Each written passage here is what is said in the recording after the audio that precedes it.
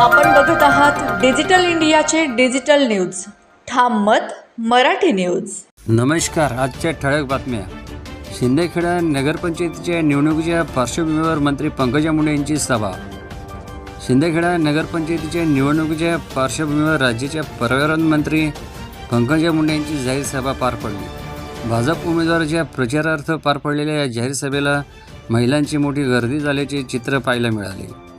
भर उन्हातही महिलांनी लावलेली हजेरी पाहून पंकजा मुंडे यांनी उन्हाचे चटके बसल्याशिवाय सावलीची किंमत कळत नाही असं म्हणत या देशाची सावली पंतप्रधान नरेंद्र मोदी असून राज्याची सावली देवेंद्र फडणवीस आहेत अशा शब्दात पंतप्रधान नरेंद्र मोदी आणि देवेंद्र फडणवीस यांचा उल्लेख केला.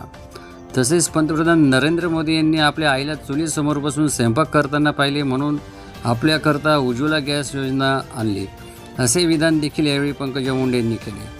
देशावर आणि राज्यावरची सावली विधानसभेत तुम्ही कायम ठेवली तशीच आता नगरपंचायतीत देखील कमळाची सावली कायम ठेवण्याची भाजपाला प्रचंड मतांनी विजयी करा असे आव्हान त्यांनी यावेळी केले. ठाम मत मराठी न्यूज. सोपान देसले, धुळे. अरे मोदीजी सामान्य घरी जन्म घेतला हो, गरीब आईच्या पोटी चुली समोर आई बसून स्वयंपाक करायची म्हणून तुम्हाला उज्ज्वला मिळाला.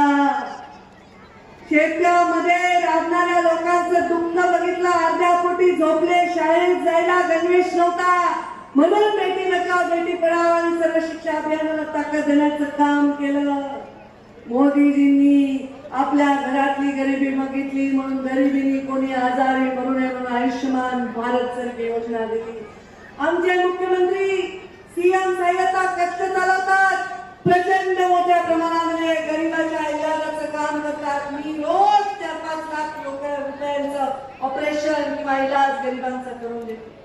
हे सगळं करत असताना महाराष्ट्रातील ताज्या घडामोडींसाठी पाहत रहा ठाम मत मराठी न्यूज.